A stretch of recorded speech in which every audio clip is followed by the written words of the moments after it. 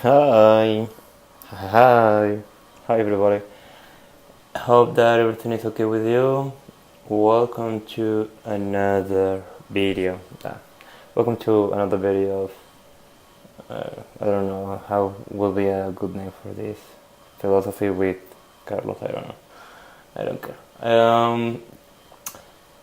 Well, today we're going to study John Locke and perhaps the correct way of the correct order to our topics. It will be I don't know, in the first place Hobbes, next John Locke, and at the end Jean-Jacques Rousseau. So I hope that you remember that we have studied something about John Locke. He was an empiricist philosopher. He proposed the tabula rasa thing and that kind of stuff with the epistemology. Okay, we're going to study now his political theory. So John Locke is considered the first liberal. Okay, and as you can see and as you can note, what we actually have studied about Rousseau, John Locke is considered the first liberal, and he had influence of Jean-Jacques. Okay, so remember that when our main question in this partial is why politics? Why do we need to organize ourselves as human beings into a political organization, into a politics? And remember that philosopher answers is trying to see what is the state of nature. Okay, so if we can see what is the state of nature, that state where we don't have laws, when we don't have any government or any statement of any moral statements, in that presupposition and that state of nature, we can see what would be our behavior in that state. In other way to say it, the state of nature is an anthropological question to see what does the human nature consist of. Okay, so remember that Thomas Hobbes proposed that in the state of nature, a human being would be bad, into quotation marks. Remember that, and in other words, that human being would be essentially a being of desire. We need to satisfy our desires. Okay, and in the opposite way, remember that Jean-Jacques Rousseau would say that human nature, in that state of nature, is that human being is good by nature, but in other words, that human being is free. Okay, he has liberty, he has freedom.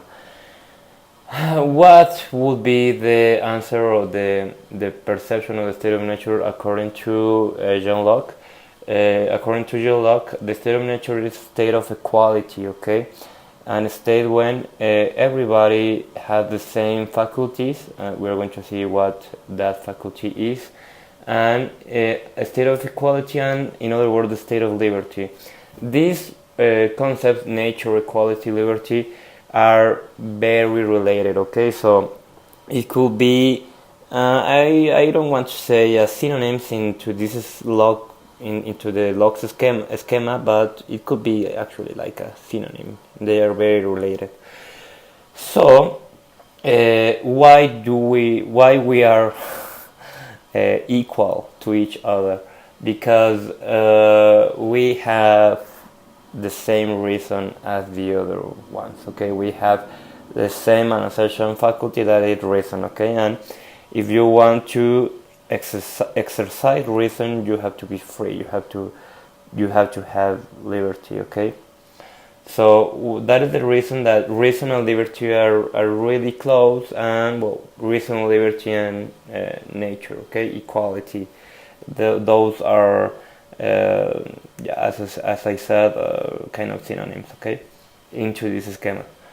So if the natural thing and the natural way of being of the human being is the equality and its liberty, then the contract or the social contract itself is natural. Okay, that is the capital point here. Okay, the social contract is natural itself, and in this sense, we got pacts, deals, agreements, covenants. I don't know, any natural pact, any agreement or natural agreement, and any deal or natural deal that is made by reason or that was reached by reason is going to be a good one. In other words, a natural pact is, or a natural contract is made by reason. Okay, so in this sense, the natural pacts and the natural agreements are its composition is a two-sided way. Okay, not only one side as we would have with the sovereign in the Thomas Hobbes schema. Okay, two-sided is we have the citizens and the legislators. Okay, so we can see why Locke was the first liberal. Okay, because we don't have a unique figure upon or in the sovereign. Okay, we have in the beginning of this schema a two-sided perspective. Okay, and well, in this sense, if the social contract is a natural thing, if our natural agreement and deals are made by reason, the social contract actually doesn't establish any new rights. Okay, in other words, the social contract improves reasonable liberty.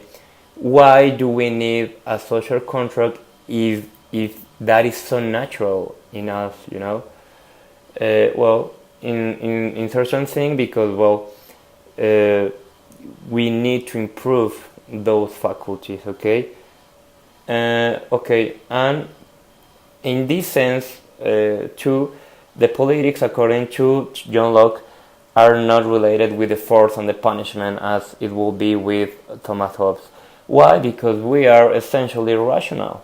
We are essentially equal to each other. Okay, that is the main reason that we wouldn't need force and punishment and that kind of, you know, artifacts of the sovereign and the Leviathan.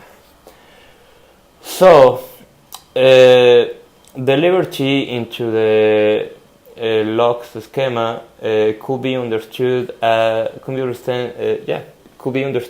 like tolerance. Okay, tolerance in this sense is a political attitude of being different, of having different opinion. Okay, yeah, we can make good agreements, good deal, good contracts because we are rational, but that doesn't mean that you could differ of my opinion. Okay, your opinion doesn't have to be the same of mine.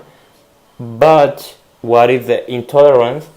The intolerance would be the irrational way. Okay, the irrational side in which you are not thinking obviously with reason, but we can reach contracts, agreements, deals because we have a rational part in us. Okay, as you can see, even though we saw that John Locke was very close to empiricism, in this political theory he is really close to the rationalism. Okay, and with the only thing that the state will be intolerant is with the intolerant people. Okay, so that is like, I don't know, we can have different opinions into quotation marks, but liberty actually into the Locke schema, this is the meaning of liberty in the Locke schema, is a submission to the natural law. The natural law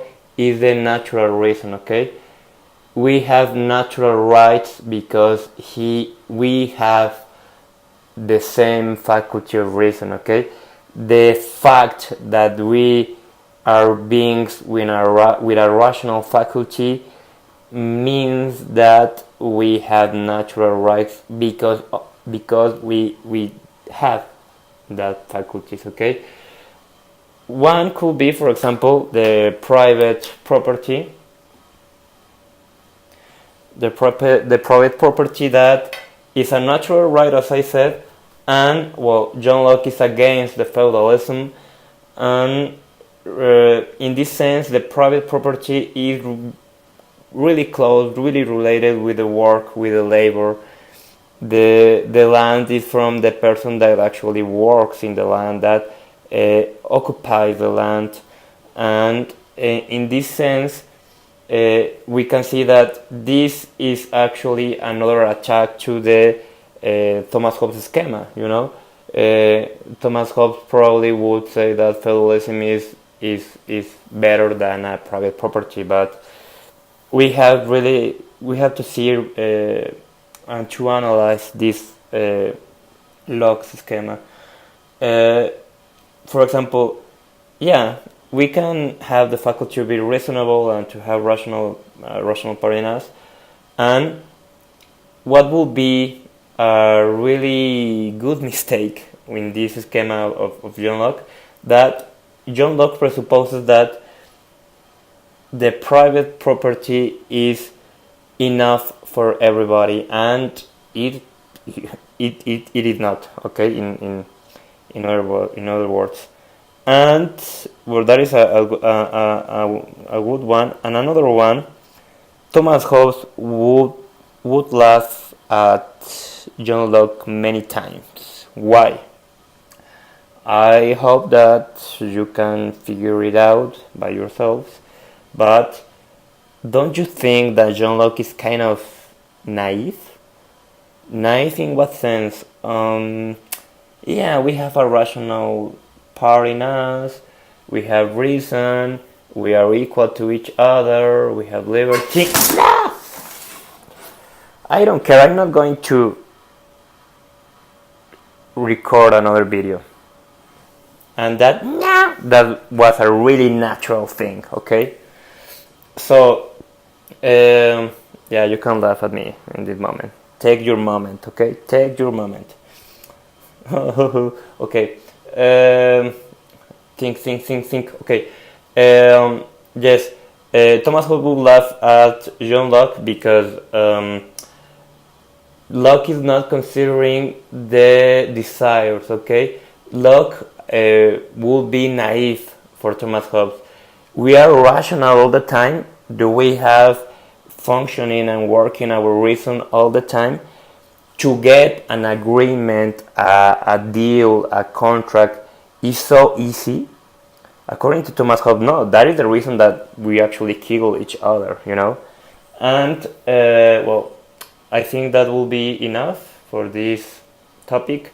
And well, if the important thing is the reason, just remember this phrase: reason is not a medium, it's not a way of acquiring things in order to have your object of desire in the Hobbes schema, for example. Reason is not a medium, it is the purpose itself, is the aim, you know, is the in this schema the important thing is the reason, okay? And we don't have, for example, the populace or people notion as we have in the Rousseau's schema. And well, you can see that this is like a middle point between Thomas Hobbes and Jean-Jacques Rousseau. But well, I think that today will be enough. Take care. Any question, please let me know. Goodbye.